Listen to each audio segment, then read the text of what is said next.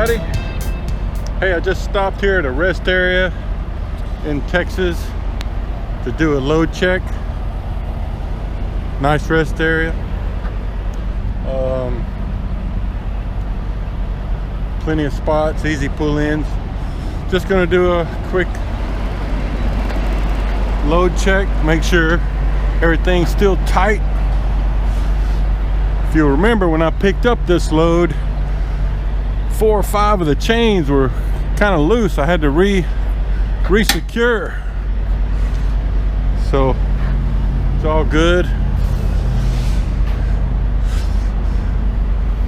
Kind of do a quick walk around and make sure everything's all right. I'm still about an hour and a half from Houston.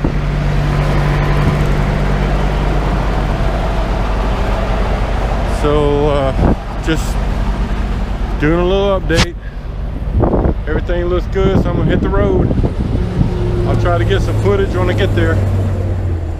All right, everybody, I've arrived here at Delta Steel in Houston, and I've checked in. See that little blue building right over there? I've checked in, and he basically told me, see, I had to pull in down there beside the building. He basically told me I could go ahead and start taking my chains off, and then once these 2 trucks get out of the way, I pull in here on this muddy gravel spot, and that's where they'll unload me. So I'm gonna get unsecured and wait my turn. Well, folks, I am inside the warehouse now, just waiting in line to get unloaded. Give you a view here. They've got like 4 lanes into this place, and I have got to go to bay number 3. You can see up there. That's where I'm going to get unloaded. So the problem is, I got people in bay 3 getting loaded, and then I got this guy in bay 2 getting unloaded. So I don't know how long this is going to take, but I'll give you a picture of the warehouse a little bit. They got all sorts of steel tubing, beams. You can see it's a big place. Got sheet steel over here. More beams, tubing out that way. So anyway, don't have a pre-plan yet, so don't know where I'm heading. I'll try to get you some footage of the unloading, hopefully soon. Alright guys, I'm in the process of getting unloaded. Here he is, taking off one of the top layers. He said after he gets that one off of there, I can put these boards on top so he can stack them. I'll set the camera down here and maybe you can see something.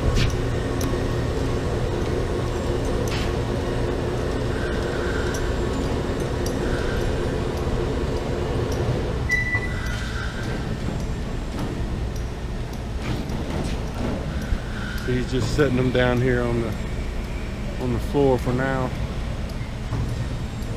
And I got 3 more bundles on the bottom. And I've got a pre-plan going. I got to go to the Home Depot distribution center in Dallas. One of my favorite places.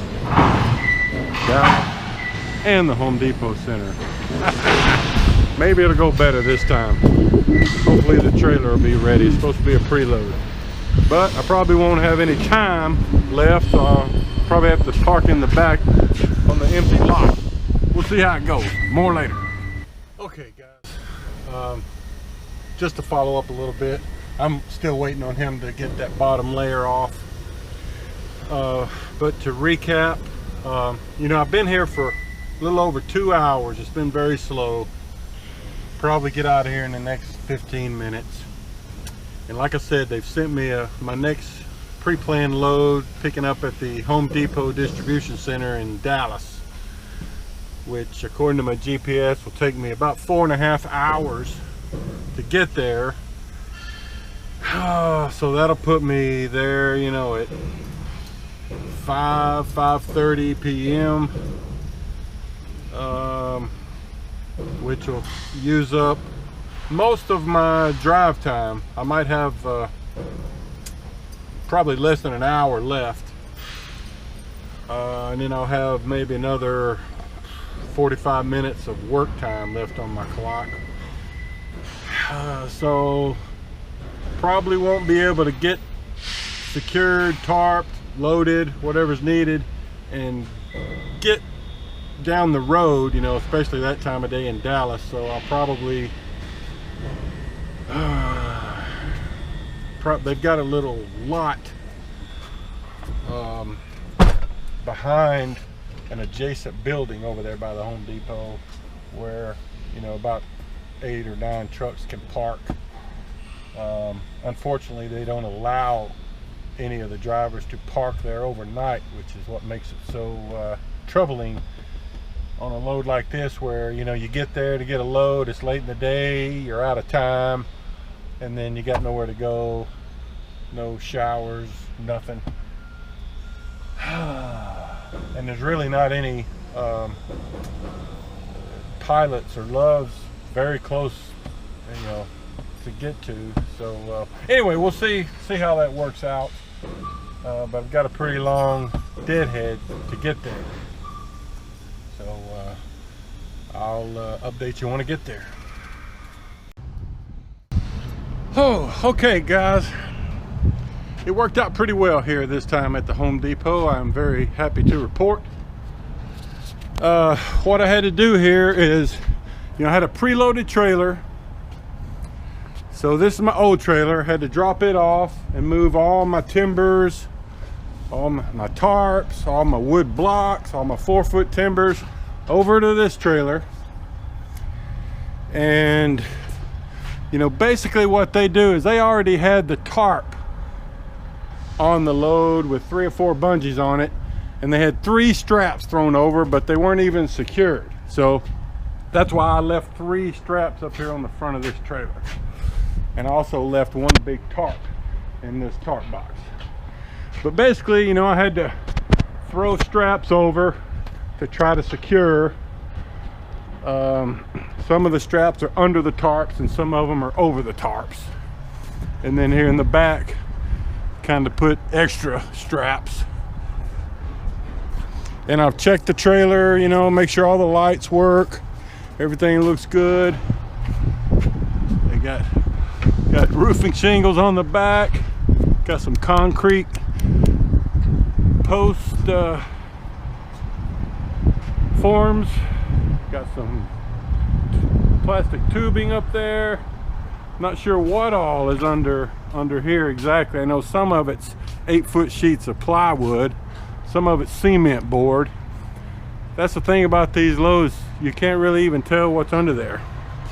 But anyway, I'm out of time, so I'm gonna walk up here and use the restroom, and then I'm gonna go around. They've got a building over there on the other side with a few spots that we can park at, so that's where I'm going. But you can see this is a big place.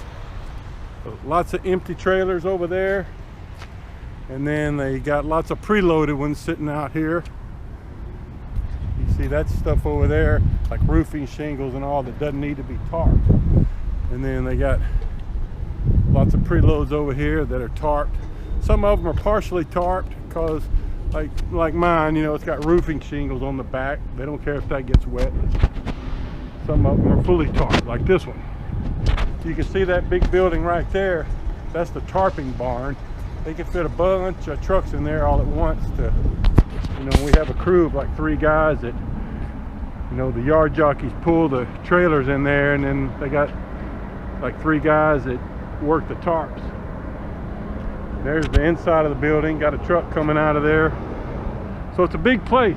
You can't really tell the size of the building, but big place. This, until a couple of years ago, not even that long, this place was a few miles away at a much smaller facility.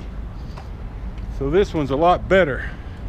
And I'm happy to say this time, when I got here, my paperwork was ready, my trailer's ready, all is well. I just wish I had more time so I could get to a pilot or something, but I'm gonna have to stay here. So, all right, later. Okay, everybody, I'm here at the Tulsa Home Depot, or one of the Home Depots in Tulsa.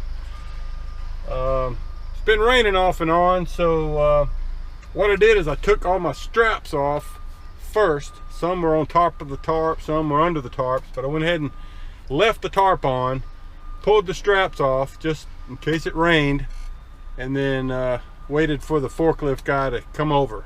Then once he was ready to unload, I drug the tarp off in front of the truck and folded it up. I just got that and all my edge protectors put away.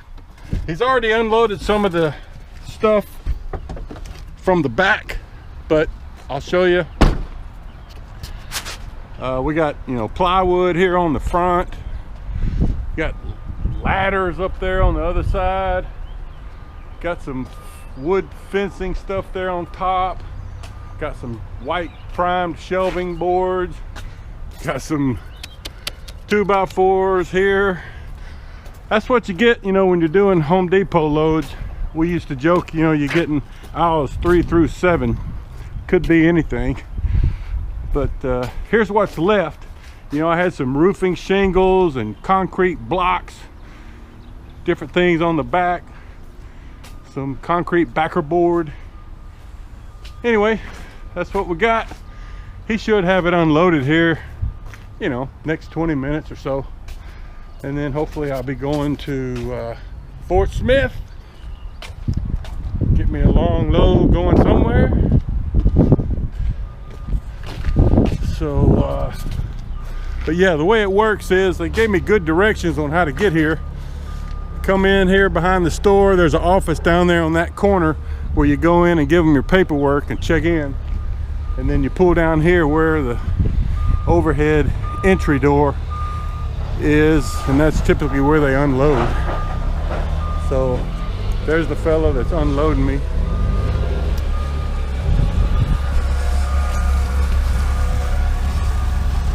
That guy there is just, I don't know, he hasn't taken anything off my truck. Let me get out of the way, he's coming. I'll try to get a shot of him, see if he likes being on camera. All right, there he is.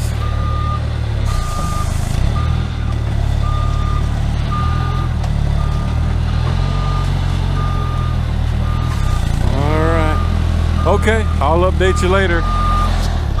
All right, everybody. I am unloaded here at the Home Depot. I'm gonna just pull around here. Hopefully I can park around here for a little while. I've sent in my paperwork and everything. I'm on the load board, position number 4 it says. But they haven't sent me any instructions on where to go. So I don't want to leave here if I don't have to. So hopefully I can pull around here and park for a few minutes. Usually Maverick sends us our next load within, you know, 10 or 15 minutes. Or sometimes you'll hear me refer to getting a pre-plan. That means they send it to you before you've even left your current spot. So anyway, I'm just gonna pull around here and park for a minute. Hopefully they won't run me off. That was a friendly unloader fella. Gave me a wave, bye. I told him thanks for the quick unload. That's about the quickest I've ever been unloaded at a Lowe's or Home Depot, I think. And it kind of depends on the load too. That had a lot of bulk pallet stuff, so it was pretty easy, but still, they got right on it. You know, checked me in right away, had me pull down, no other trucks here. They got on it as soon as I was able to get the tarps off. Okay, I just heard a message. Let's see what it says.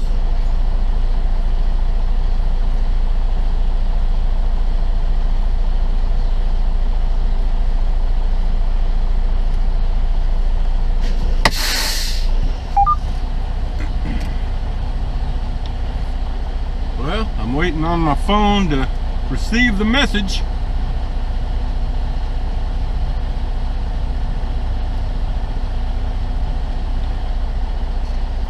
Gee, man, these clouds must be messing up the internet service.